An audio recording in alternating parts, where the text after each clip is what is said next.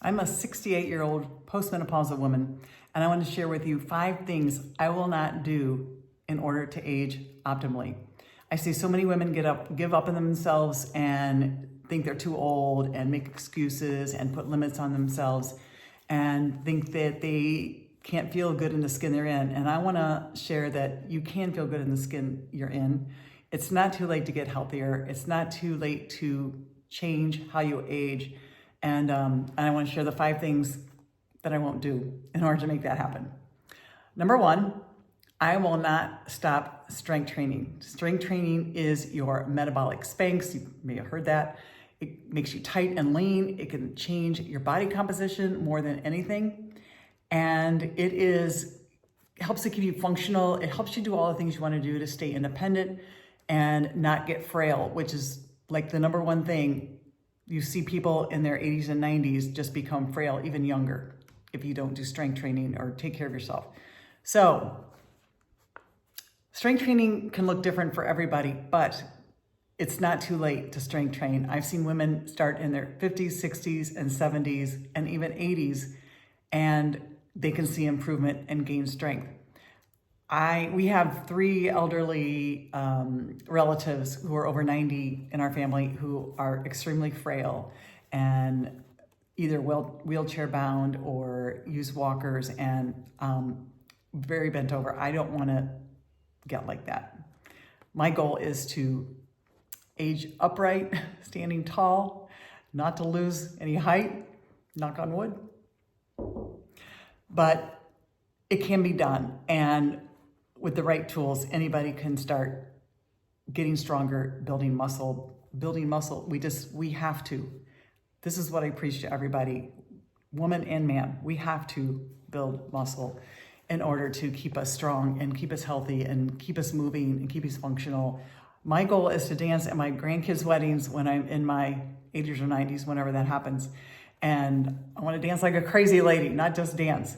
So having goals like that help to, inspire me to stay on track and do what I can. Strength training, and what that means is starting with weights, dumbbells, tubes,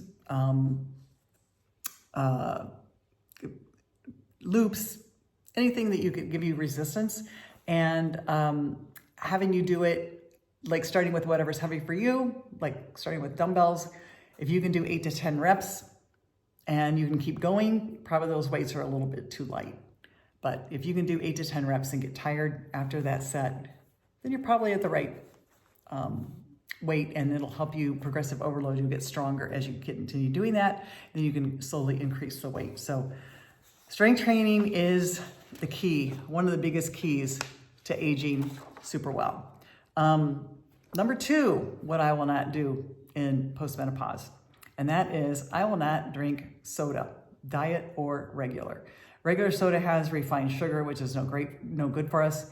And then diet has chemicals and artificial sweeteners, which our gut does not know what to do with. A couple of studies I read I thought was really interesting. So one was that women who drink a diet soda over 60, one a day, had a 30% increase for dementia. And I thought, oh my gosh, that's huge. That's scary enough. Another study I read said up to 38% of women who drink 1 diet soda a day have a risk of type 2 diabetes. Again, you don't want to get that. You don't want to get type 2 diabetes. We want to keep our insulin levels even, and we want to be able to keep our brains, keep our cognition, because we don't want to lose our mind, right? That's one of the biggest things. So I focus on, number 1, water as my hydration. And I do electrolytes too. And I do a pre-workout, but I largely drink water. And how I made myself drink water, I just kept a glass of water with me at all times. And every time I looked at it, I made myself take a sip. And so I eventually fell in love with drinking water, and I love it. It's my number 1 choice of beverage. So number 3, I will not skip prioritizing sleep. Sleep is like a brain bath to our brain. It helps us to repair. It just lets your body calm down, and the lymphatic system, it helps with that. It just helps with when you get a great night's sleep, you just feel so good the next day. You have high energy, you're able to focus.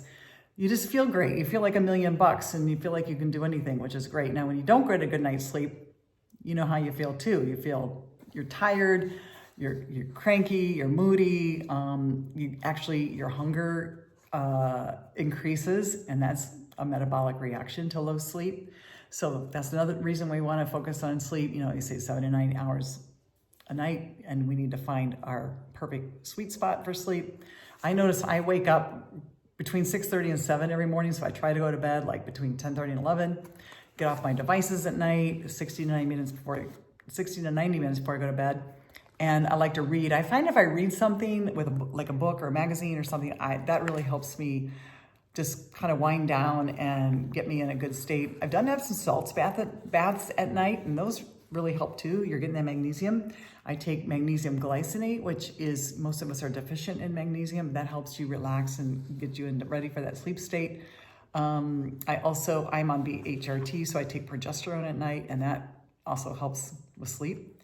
And so those are things we can do. Eating a slow carb at dinner, like a sweet potato or brown rice or a regular potato, that can help as well. So anything like a slow carb can help at dinner time. Sometimes if you are a little hungry before you go to bed, having like a little bit of popcorn and cheese, having a little bit of that carb and protein can help also keep you asleep through the night, which is important. Get sunlight in your eyes first thing in the morning. That's what I try to do as well, because that helps your cortisol go down, because cortisol is what wakes you up in the morning, your stress hormone, and then allows for the melatonin to kick in at night. So that's a little trick you can do too. Staying active during the day, not sitting all day or taking naps, that'll help as well. But I also track my sleep. I have an Apple Watch. I like to track my sleep cycles, and that seems to help me too, to see where I need to improve. So that's a key thing. So the other thing I will not stop prioritizing protein and fiber. So protein obviously builds our muscles. It's got the amino acids that we need, and it's very satisfying. You don't get hungry when you get your protein goals. And fiber is very filling as well. Women need about 25 grams of fiber a day, about 38 grams for men to be considered healthy. And the average American is getting way less than that. Women get maybe 15 grams, men maybe 20. I mean, it's not as much as we need. And so fiber is very filling. It helps with your digestion.